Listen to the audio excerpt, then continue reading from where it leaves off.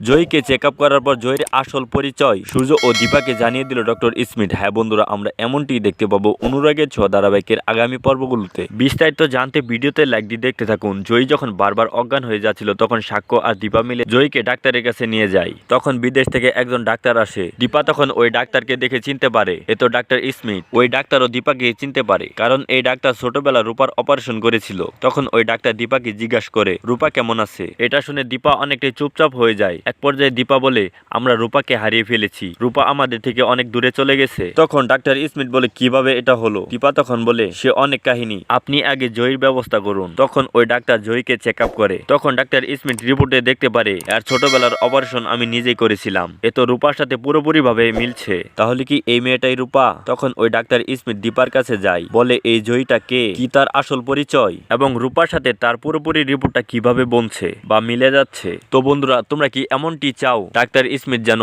জয়ীর আসল পরিচয় দীপাকে জানিয়ে দেয়? তা কমেন্টে জানিয়ে দাও তোমাদের মতামত। সেই সাথে নতুন নতুন আপডেট ভিডিও পেতে আমাদের এই চ্যানেলটিকে অবশ্যই সাবস্ক্রাইব করে আমাদের পাশে থাকবে। ধন্যবাদ।